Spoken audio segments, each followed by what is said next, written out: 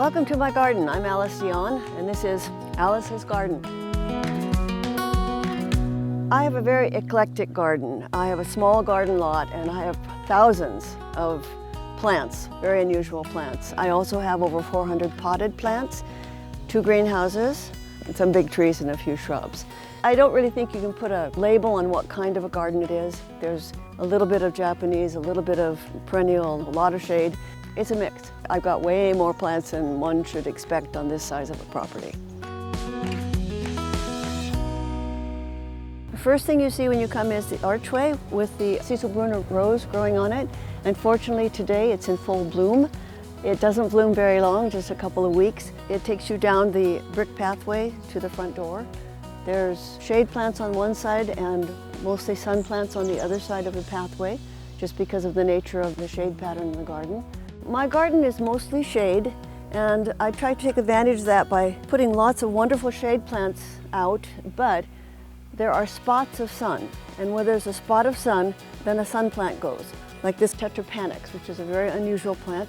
I have another one of these in the back that's about 8 feet tall, and this one is in a pot, so it'll stay smaller for a while anyway.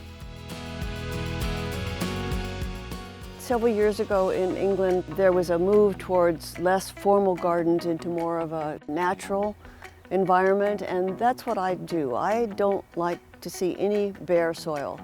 If it's bare and it won't support a plant in the ground, then I will put it in a container. This is a tricolor beech tree.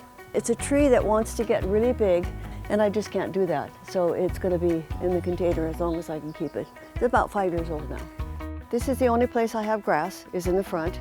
And the grass does give a certain panache to the garden that you lose if you have all plants and such. This is my rhododendron path, and basically I have quite a few unusual rhododendrons. I buy most of my rhododendrons for their leaf color, not their flowers, because their leaves are here all year.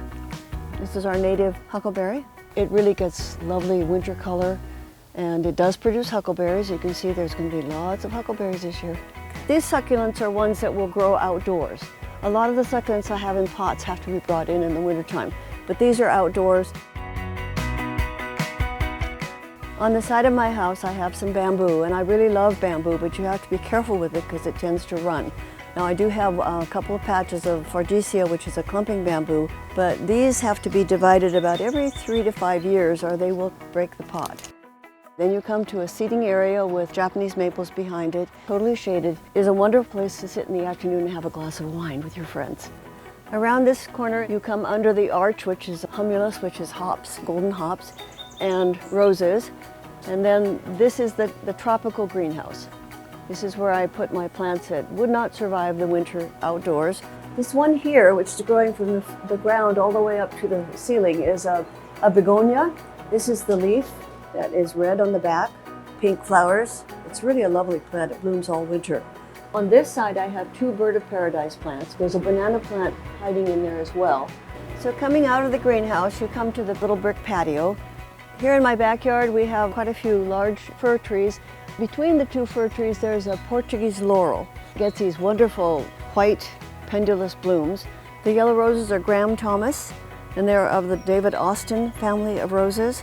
They're evergreen, so you don't end up with just a bunch of sticks in the wintertime. There's actually, the leaves get quite leathery and darker green in the winter. These are carnivorous plants. They're Sarracenias.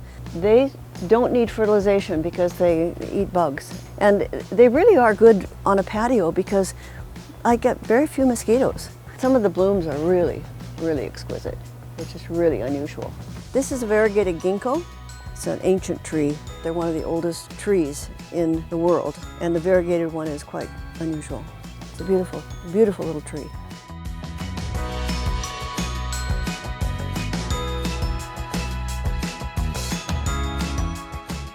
This is a rose. It's supposedly a blue rose, but the reality is there is no blue rose. There's no way I would say that's blue. Yeah. This is a Nellie Mosier clematis growing in a euonymus, and the euonymus is usually a shrub that you see around town where people have pruned it into a ball shape, and it makes a perfect foil for the clematis to grow through. I'm going to take you to my fern garden. This is a new addition. Basically, it is a garden on a table and small ferns and unusual plants so that you can really see them a lot better. It's a lot of fun. There are things that will survive in the deep shade and in the dry shade, and I cater to those things. These are raspberries on the left, blueberries behind me, and various herbs behind that. So this is my temperate greenhouse. This is where I keep my succulents that need to be indoors in the wintertime. In the back, I have 3 night blooming cereus plants. They bloom once a year at night, so you have to be vigilant and watch for when they're going to bloom if you want to see them. The very best time to view them is like 1 in the morning. 2 years ago, I had, I think, 10 blooms on one plant. So it's worth it. Even if it's only for a week, it's worth it. In the winter, this is crammed full because my citrus plants come in here as well, my lemon tree and the lime tree. I leave a little path for myself so I can get in and water. I have about 65 or 70 different kinds of hosta in this garden. All those hostas grow beautifully back there in pots, and I call that my hosta path. Back here, I've tried to have more of a tropical effect. Even though it is mostly shade, there's some things that will grow okay. I put my Chinese palms here, and eventually I want to put these in the ground because they're so pot bound that they need to spread out. I'm probably going to have to break the pots in order to get them out.